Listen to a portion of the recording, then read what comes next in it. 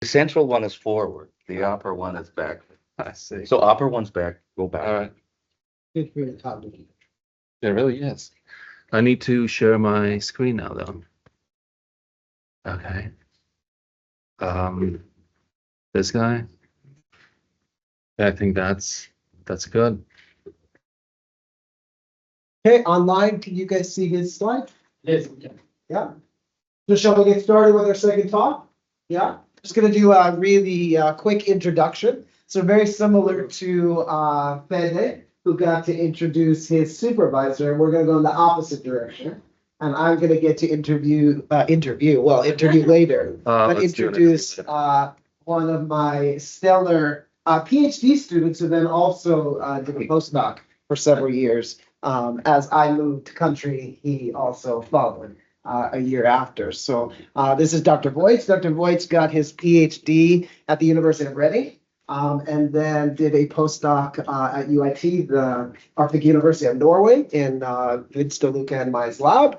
And now he is in Sweden, in Gothenburg, kind of shifting a little bit from working exclusively on bilingualism to a more cognitive aging lab context. Yeah. So without further ado, Tom's going to tell us about his fantastic work over the years on bilingualism and cognitive aging. So there you go. All right, thank you. Well, thank you very much for having me here. It really is an honor. I'm also very nervous, so bear with me. Anyway, so Yeah. so I'll where this.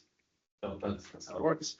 Good. So unlike Andre, who really kind of couched his talk within bilingualism, I will approach this from an angle of cognitive aging, and I'll tell you a little bit about some of my work on the topic and how I think that bilingualism research really can inform research in cognitive neuroscience of aging more broadly. So to begin with, we really live in an aging world right now, and currently the pace of population aging is accelerated to historical levels, which I mean it's great because people are living longer, but that comes with some issues. Right, so between 2015 and 2050, the proportion of the world's population over 60 will nearly double, up to 22%. The biggest issue with that is that there's no greater risk factor for development of dementia than age.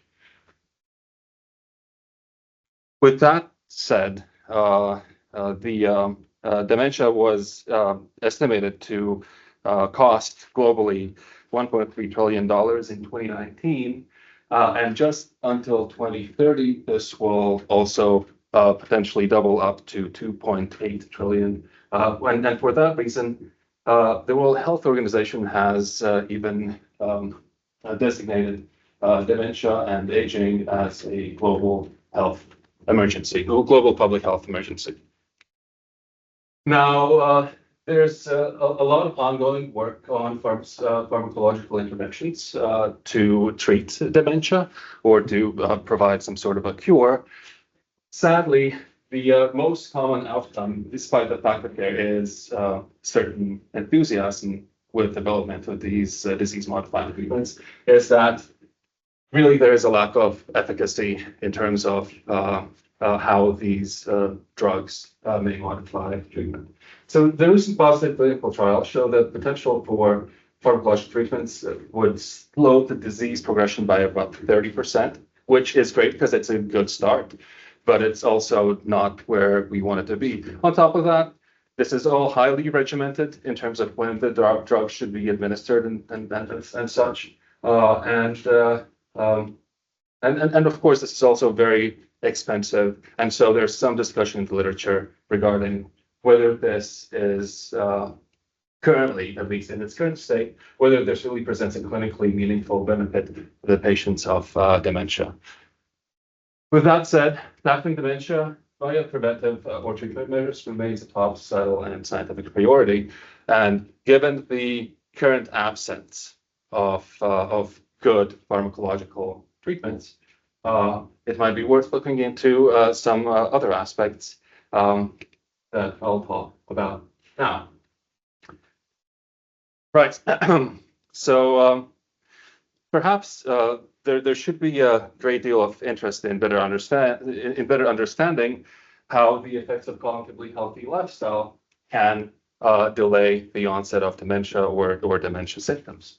And typically, this is thought in terms of resilience that Andrei touched upon in his talk as well.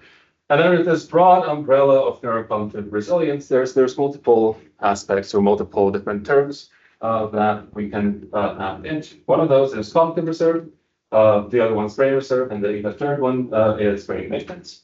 And we'll focus today more on cognitive reserve, and that is the idea that this is sort of a property of the brain that allows for cognitive performance to be better than would be expected for a sort of age or disease related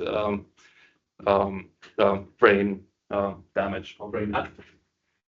Now, the way we can think about this is that someone who lives a cognitively healthy lifestyle, they might have this higher levels of reserve, which means that they might present better in terms of cognitive tests, even with increased neuropathology.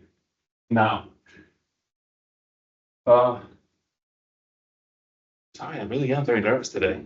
It's horrible. Would you like some water? Maybe. I go get that. Yes. Thank you. Right. Okay. So what I want to get at here is that I really am panicking. I think, right? It's okay. You look coffee or? No, it's okay. Now with me, take a bottle of water. No, it's okay. It's okay. I'll deal with this. I'll deal with this. Just give me a second. Ooh.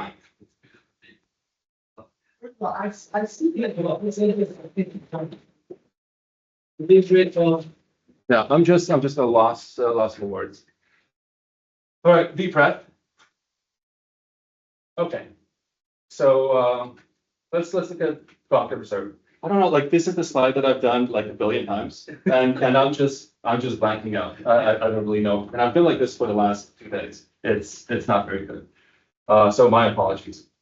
All right. Anyways, so someone with who's led a cognitively healthier lifestyle, or someone who's spent a lot of time being bilingual, they might have a higher level of this reserve, which sort of acts as a compensation for age or disease related neuropathology. Right. So they might be performing higher of the cognitive test scores at baseline than low reserve individuals. As the neuropathology increases, they are able to maintain their neurocognition for longer than someone with a lower reserve, right? And at some point, though, once those reserves have dried up or they have been used, that's when they fall off in their cognition as well. But the point here is that someone with a higher reserve, they can spend. Thank you. That's only the only last thing I love it. I love it.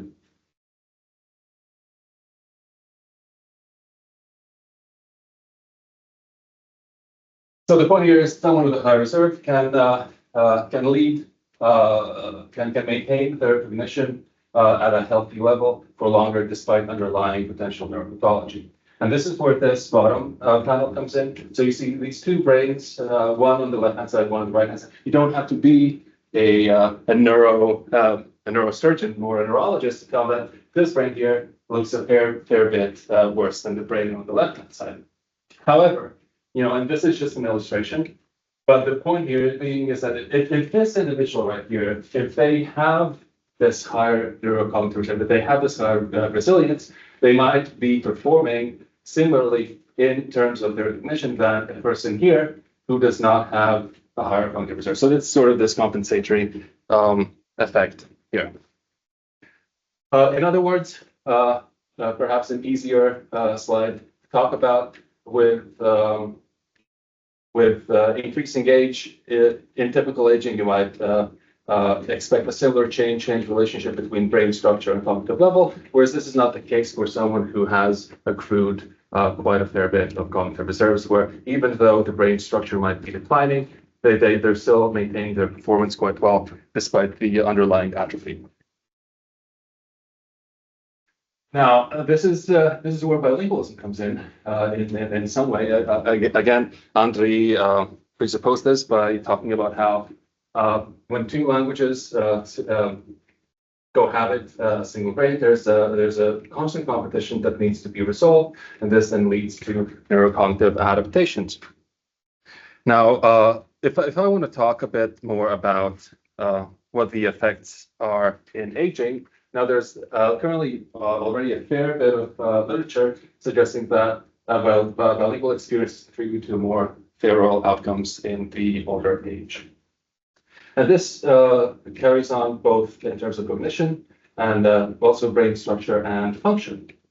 Now, I'll give you a couple of examples here just to kind of preface some of my own work that I've done and kind of lead you through the thought process behind going and, well, you've seen the abstract, going into looking at the hippocampus specifically and how bilingualism might affect that across different populations.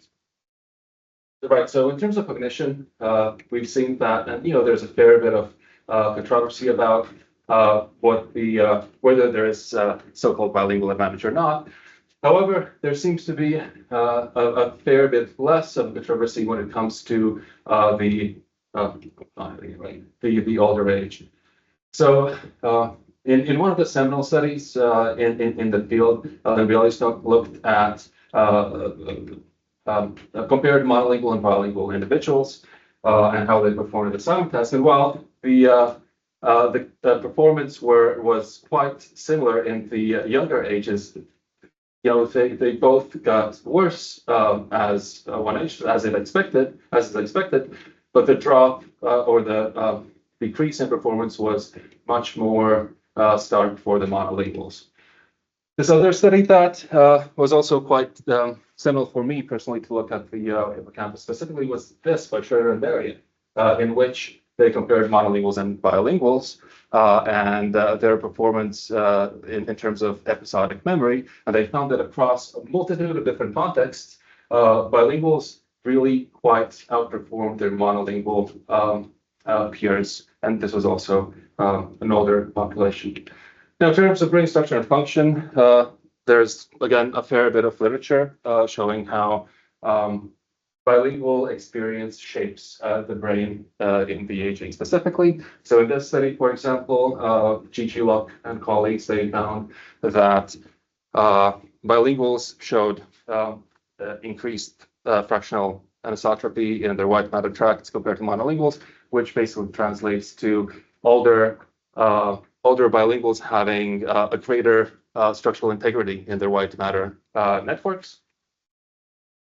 And this one here is also a study of the study that is a favorite of mine, which is by Astanga and colleagues, where these are not older individuals, but they looked at total tau concentrations in the cerebrospinal fluid. And these are not older individuals. These are sort of middle-aged, around 40 years of age. So they're not old, they're not clinical, they're normal, healthy individuals. But what's quite stark here is that bilinguals, especially early bilinguals, they had less of a concentration of total tau in their cerebral spinal fluid. Now, what that means is that it's just a biomarker for Alzheimer's disease. And so while they're healthy now, they do have a lower risk to develop Alzheimer's disease based on this biomarker specifically.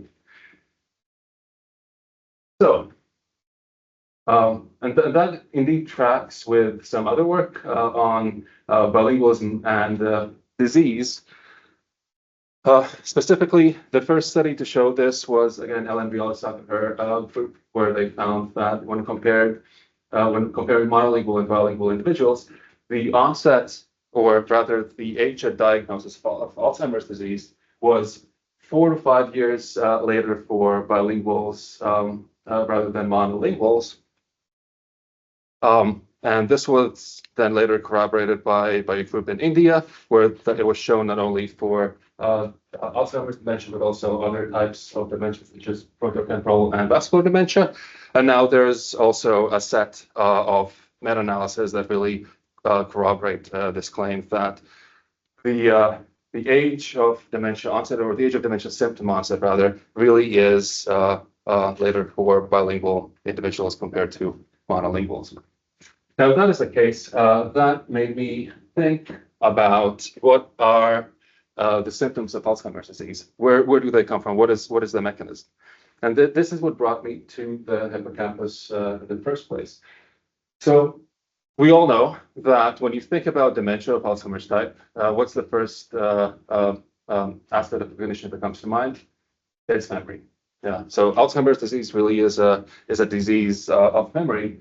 And when you look at the underlying neuroanatomy, then it is associated with atrophy of the medial temporal lobe, including the hippocampus.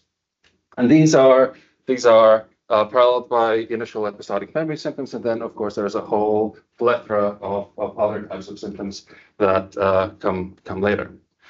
Now, the hippocampus is not only it's not only implicated in Alzheimer's disease exclusively, right?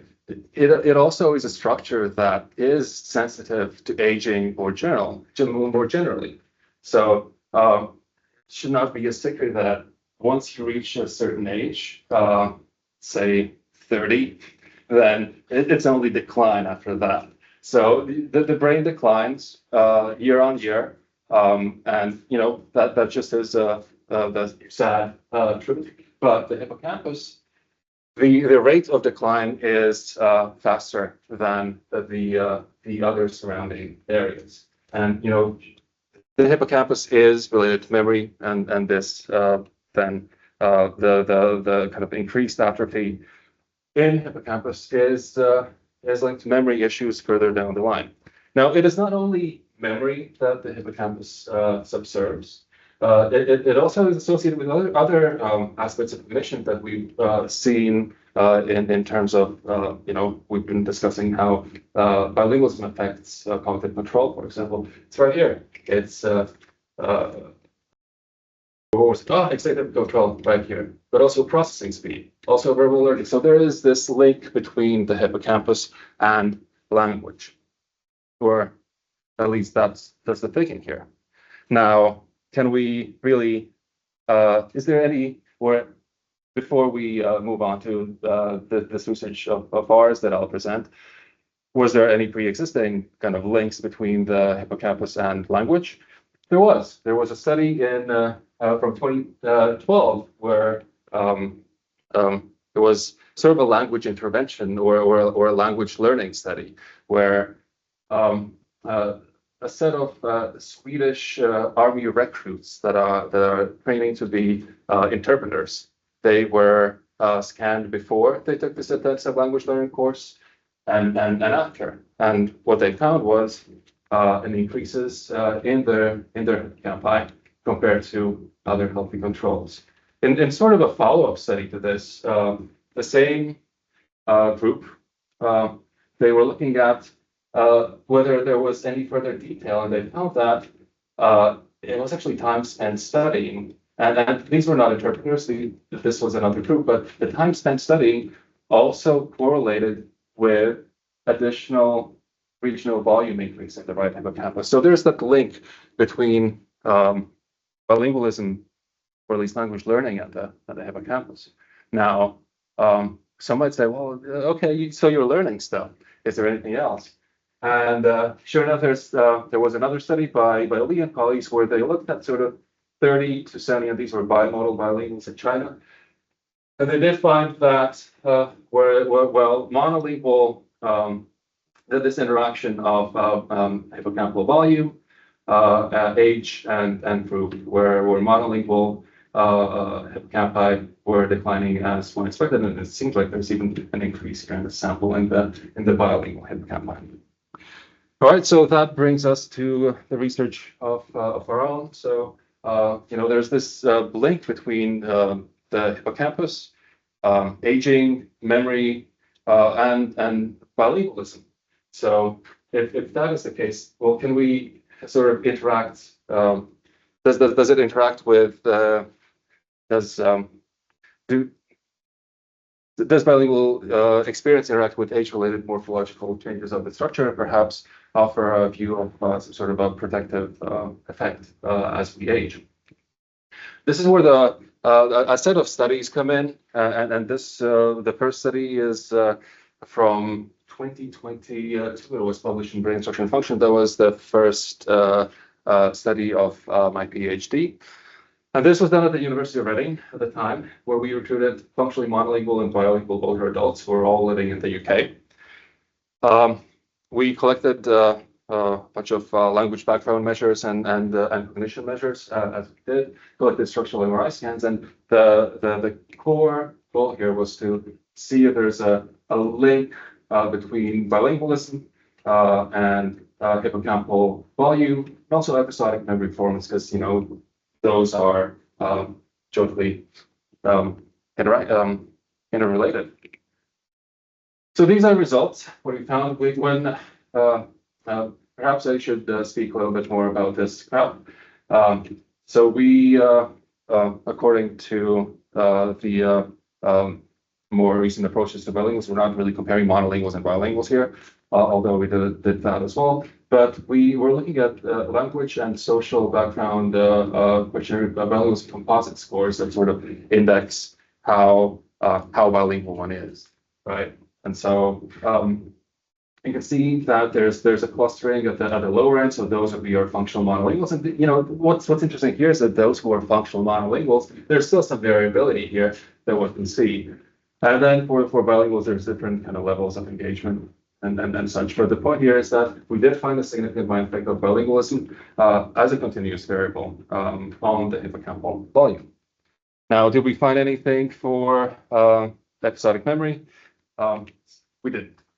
So there seems to be, at least when you visualize it, I did that as a group comparison for the sake of visualization, but there's really no significant effect of bilingualism on these neural images, at least in this sample. Okay, so we found an effect in healthy older individuals. Can we see that in other populations as well? And this leads us to the second study, in which we looked at the effects of bilingualism on the hippocampus and mild cognitive impairment patients. And this is data that we got from the late Albert Costa's lab. These were Spanish and Catalan speakers who were residing in Catalonia. Now, so we, what we looked at? We looked at sort of this. You can assume sort of a baseline kind of ceiling Spanish knowledge, but there's variability in one's proficiency to Catalan. So we also looked at self-reported bilingual engagement, and we also had some measures tapping into episodic memory. So we used the same approach. We looked at whether we can see an effect of bilingual engagement on the hippocampal volume. And with the same approach that we did in the study that I represented just before, we find nothing. There's absolutely nothing there. And so that leaves us with it's a bit of a head scratcher. Why should that be? And then remember the previous study that we did a linear analysis, and so we go, oh, maybe there's, let's look at the data, let's see if there's something nonlinear there. And sure enough, what we find is, and you've seen this pattern before from the previous talk, where we see this kind of inverted U-shaped curve depending on language engagement. Again, here on the x-axis, we see language entropy, which is a measure of language use, or so, someone with language entropy of 1, they're perfectly bilingual. So they use both languages often, frequently, and they mix and all that. And then on the other end of the spectrum, you have the zeros, which really they just speak Spanish. They don't engage in any Catalan at all. Well, and now that we see this inverted U-shaped curve, and Andre already mentioned why that would be, and we saw a slide from or a figure that Peter had made. Yeah, I'll have that in the next slide, but I just wanted to quickly turn it. So with the total hippocampal volume, we see that there's the kind of age expected reduction. So we see that, and then if you interact that, that's the panel B here that we see for the total hippocampal. And then this is what I find quite interesting. So we have age here on this side. We have language entropy zeros, this corner, ones, this corner, and then you have the hippocampal volume right here. So with lower age, either side of language entropy, that's kind of the bottom of the U-shaped curve, and it's up high here for the middle engagement hooks. And then as you age, it follows the pattern. It's just everything goes down together as an inverted U. Now, why should that be? Well, that stems from our thinking is that it's related to what we know from learning and or experience related plasticity in general. And that is, so the exploration selection refinement model that posits that once you start to learn something, you get this overshoot of new connections, and you see the structural increases in the brain, right?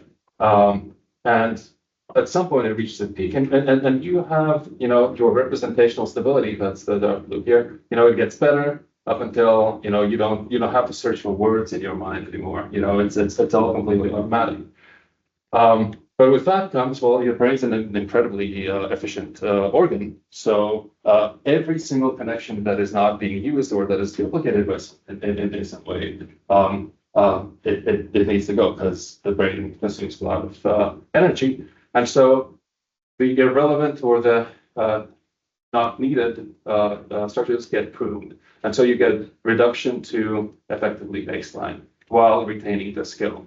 Now, what we think is that, well, perhaps, this also assumes a linear learning of and accumulation of knowledge or some sort of a skill, right? That's not the case with language learning in general, especially if you're in some sort of environment. So perhaps you have people who they're kind of good, they can communicate, they don't do that very often. And then so they're stuck in this kind of middle thing here, and that's the top of our curve. These are people who engage, but not too much. So perhaps that's where the greater benefits lie. And so there's another model that's bilingual specific. It's called the dynamic research model that really builds upon the exploration refinement selection model. And there's specific predictions for the hippocampus here. So we have, the stage one is initial exposure. You've just started learning, so you get expansions in your hippocampus. Then consolidation is you get normalization of this structure. At peak efficiency, perhaps even predicts decreases in the hippocampus in this case. So that's what we think might be happening there. And so with that, we move on to our study 3. That is sort of hot off the press that Andre presented as well, so I'll not spend too much time on that. So you've seen this figure before. Again, we're looking at young Russian bilinguals, and we find this curvilinear effect of daily L2 engagement on the left hippocampal volume. Right, so that brings us to the interim summary of this part of the talk. And what we can say is that bilingualism seems to protect the hippocampus in older age. At least we see sort of bilingualism-related increases in the hippocampus, which I think really is one of the potential mechanisms for why we see this delayed dementia MCI onset, because there's more of it, so it's more resilient to neural atrophy. But what's also really interesting is that these language experiences, they have an effect on hippocampal volume even at a younger age. So maybe it's not, maybe the onset, maybe it is the early learning that may provide the most benefit. especially if you carry on using your languages, but perhaps not too well throughout your life. And of course, patterns of language use play a role as well.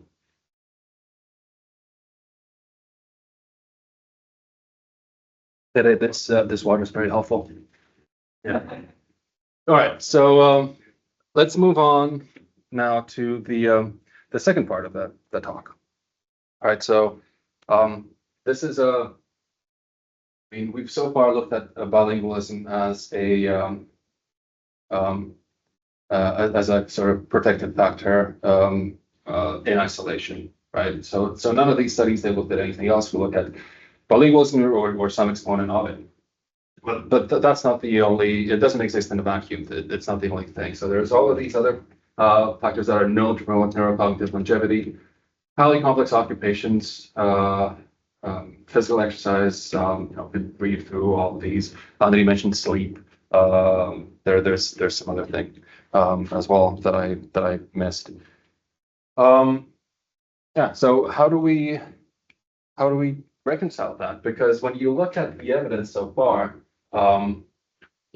there's really not a lot of communication between different subfields that look at neurocognition of aging and some sort of a lifestyle factor or barrier. When you look at when you're reading the literature in terms of aging studies, there's so few of them that even records sort of bilingual status for any of the participants. And then, there's the research on our side where it seems to be a pretty significant factor of interest. But it's not that they're ignoring bilingualism. It's also on our side as well, because then all of the studies that I just presented is just bilingualism. We're not really looking at things in a more holistic manner, and so it would be nice to see studies on how these factors interact or how do they come together. Now, another gap in current knowledge is we see studies looking at younger folks. We see studies looking at aging individuals, and but there's not really a lot that would look at a broad age spectrum. And ideally, we'd see longitudinal studies, but even cross-sectional studies can inform us about how things may change or differ across the whole lifespan. And then, this brings us to the EEG CAP project that I had the good fortune to work on with Jason when I was doing my postdoc at UIT, the University of Norway.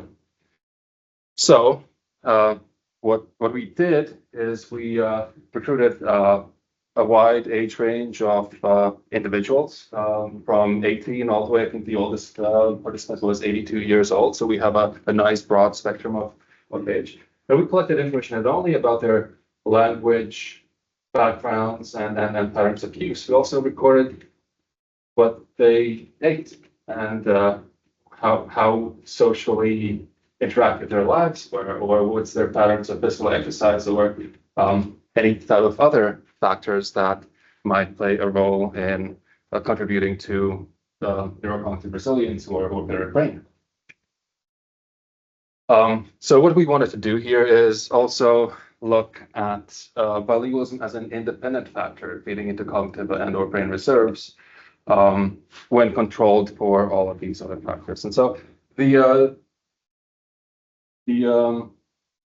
social linguistic reality in Norway is such that everyone, at least I never came across anyone, and perhaps it's a bubble, but also official stats say that Norwegians are highly bilingual, and it's a testament to the fantastic educational system that they put their kids through. But really, everyone is able to at least communicate on some level. Not everyone will be the most proficient, but everyone's able to at least be understood and make themselves be understood, right? So this is even less of a monolingual bilingual comparison. It really is kind of a broad strokes defense engagement of bilingualism. So this is a busy slide. It's sort of just to illustrate the type of cognitive testing battery that we put them through. So there was quite a bit of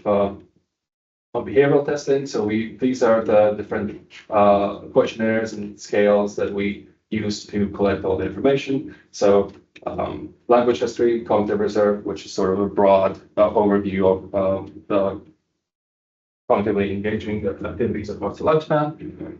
Physical exercise, diet, social networks, the subjective social status, and then we also did mini mental state, and the Corsi block typing task, and a verbal fluency task. And then we did a bunch of EEG recordings, respectively resting state. We also did EEG recording during an episodic memory task, and we also did that during flanker task. And today I'll present two studies that have come out of this thus far. The first one will focus on resting state. The second one will focus on the flanker task. And so the first study that's over a year old now, published in Neurobiology of Aging. Right. So I'll be quick in going over the resting state and why should we care.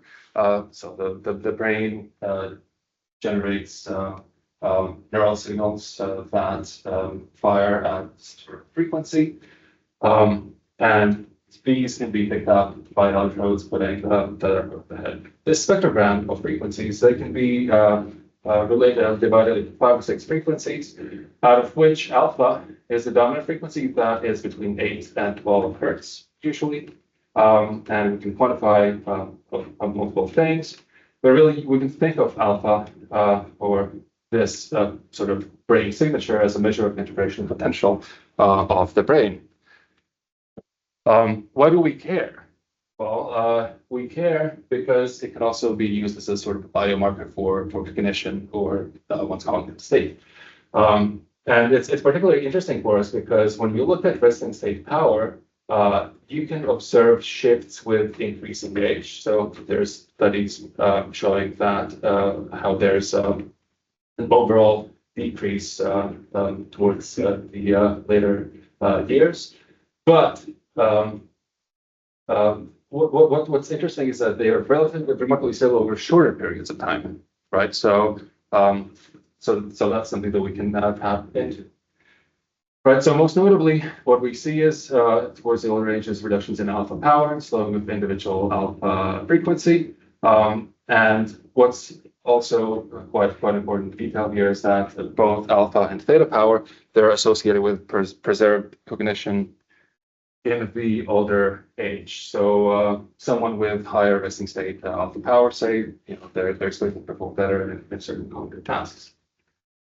So this then brings us to our research questions for the study. The first one being quite a broad one. So does bilingual experience, does it moderate age-related changes in resting state brain activity when other of these cognitive reserve factors are controlled before? But if we ask, if we make our questions more pointed or specific, we can really hone in on the individual alpha peak frequency and alpha and theta frequency band power. Well, what do we find in this sample? So for alpha power, we find that there's certainly an effect of age. So talking about these, again, we have alpha power on the y-axis and age on the x-axis is normalized. So this is what you expect to see anyways. But what's really interesting here is how when you add a third dimension, and this is a significant introduction, the MLD, that stands for multilingual language diversity, which is a score that's a measure of multilingualism. We see that at the lower end of the multilingual language diversity scores, the drop is perhaps even more stark than might be suggested here.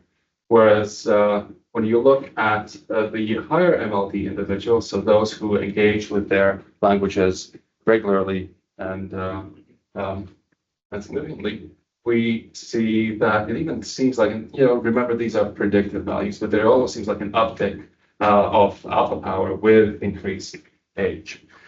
Now, we see a very similar pattern for theta power. But what's interesting is we don't really see, well, nor is the effect nonlinear, but we do see an age-related decrease in whole-head individual alpha beat frequency. You sort of see that, yes, it's the same sort of pattern, but this again, this was not significant. So we see, so we see these effects for both alpha and theta power, but not for individual alpha beat frequency. And the second paper then is really fresh off the press. So when I looked at it just yesterday, the only thing that I could access online was the journal preproof. So it was accepted like 3 or 4 days ago. All right, so I'll go ahead and read it at Neuroenergy. And this was sort of an expansion on the research questions posed by the first. So do we see sort of this general kind of biomarker of brain health? But can we see that in a cognitive control task? So we use the flanker task, discussed that. It was, an arrow that's flanked by other arrows pointing same or different direction. So we kind of wanted to extend those findings. So we saw a resting state effect. Can we see that sort of on task as well? And we do.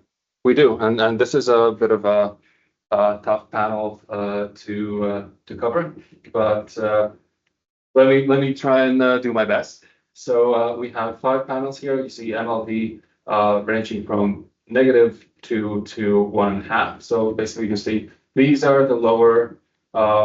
This panel is the lower MLD, so lower multilingual language diversity individuals who engage less, and then it progressively gets up to the point where you have our highly engaged bilinguals.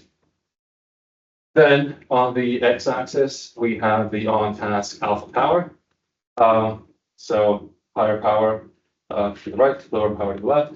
And then on the y-axis, we have the predicted congruency effect, or rather, you can think about this as the flanker performance. Now, crucially, what we and then I might be Pele to help me here because he just did this talk just before. But what we have here is so higher congruency effect means poorer performance, right? And the lower alpha power means sort of a greater engagement on the task. So you can think about this as alpha suppression, and kind of more alpha suppression means that there's more effort or more attention devoted to a task, right? So, and then you have the 3 lines, and those are kind of binned for, again, illustration purposes. But so blues are the lower aged individuals, mean age are the middle aged individuals, and red are the older individuals. Now that's a lot of information. So I'll really point you to what I think is the core finding here, and that is if we look at the lower aged, at the lower MLD individuals. Well, actually, scratch that. So let's look at the both the min and the mid-age, and you can see that there's not a lot of difference going on there. Like where you really see sort of a shift is in the older age spectrum, right? And so what you see with the lower MLD individuals is that this is a typical aging pattern, right? This is what you would expect to see. So you see that if there's not a lot of alpha suppression and the alpha is higher, then the performance that's on the y-axis, that is poor, or that is poorer. And then for the older individuals, the performance gets better with greater alpha suppression. Now, well, what that means is that they're really working hard to achieve this relatively good result. Now, let's skip 4 panels to the right, and we see a completely opposite effect. So what you see here is that the older individuals, they're doing just fine without any alpha suppression, right?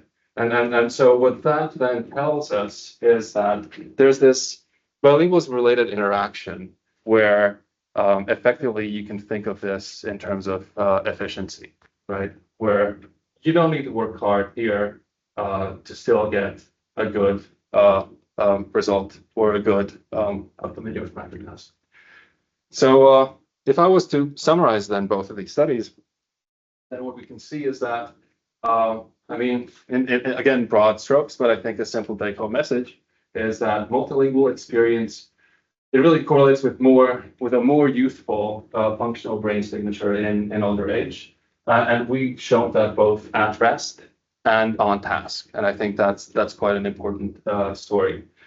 What is even more important is that, you know, and I haven't gone into the kind of methodological details, but, you know, all of these, all of the analysis also had the, all of these other reserve factors as potential contributors, right? And so we're talking about bilingualism that goes over and above other factors such as physical activity, diet, and social engagement, because those were controlled for. So that's the end of that. And you know, maybe it's time then for some, I think even with all the stress, I'll be good for time. So where do we go from here? What's next? What do I think? And you know, this is more of a challenges slide. That like what are the next things that I think we should do? And there's multiple things. There's you know, all of this data that I presented is cross-sectional. Now, you know, that comes with its own caveats. But the point is that we need more longitudinal data, because you know, when you look at sort of differences between different measurements in different ages, you know, you would see, say, the volume of lateral PMC, and you know, sure, there's a general downward trend, but then you also find individuals that see increases in their PMC from this all studied by Raz. And ideally, we would have not only longitudinal studies where we have you know, a pre and post, and then there's some sort of, let's say, a language learning intervention, right? Because we already have those. We've seen, say, the increases in the hippocampus or whatever that I presented that just before.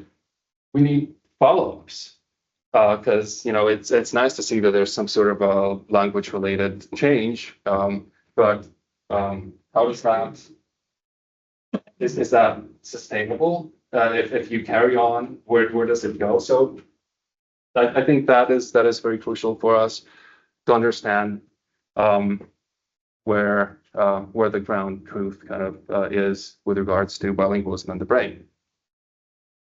Then there's 2 points about better understanding of reserve and resilience, and also kind of operationalization of reserve and resilience, right? Well, to the second point, I'll start with that. When you read the literature, it seems that people kind of use these terms interchangeably, and you see someone, and you know, every once in a while I'd get a paper sent to me for review, and I go, oh, this person, they're really not understanding it the same way that I am, right? And so there's a lot of kind of methodological or conceptual inconsistency there, but also kind of better understanding what reserve and resilience is. Where does it, like, what are the mechanisms underneath it? Because right now, like, you know, even in the studies that I presented just now, we have bilingualism, and we have all of these other factors, and they all contribute to better brain health, right? Now, how does that happen?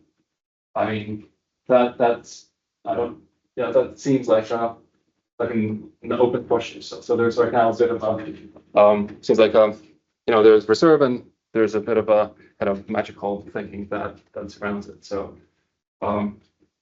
yeah, do we even need that? Now, then there's the age-old question about quantification of the bilingual experience.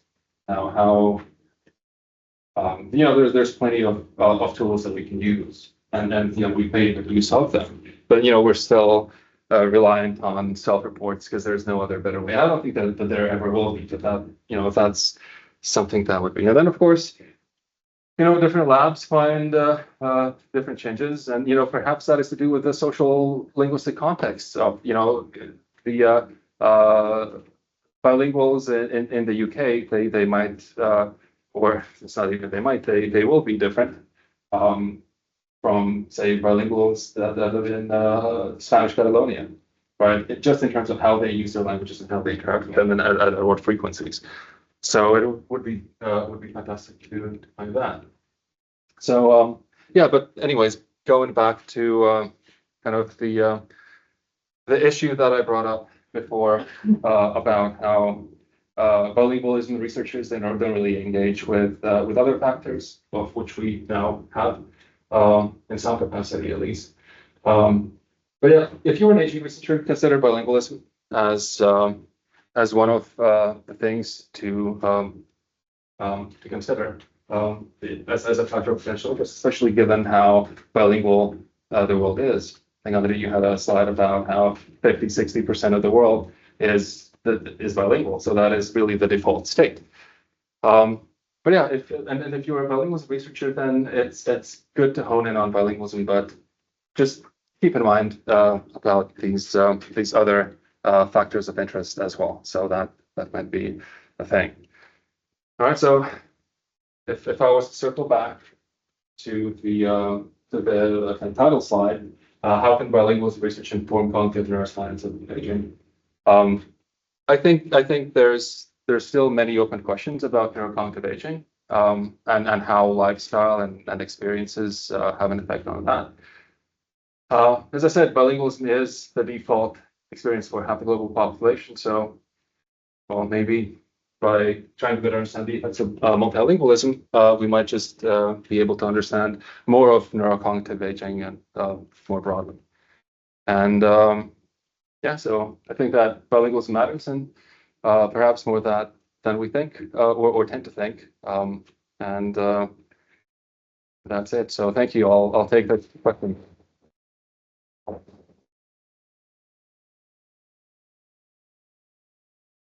Questions, Tom's can field different questions.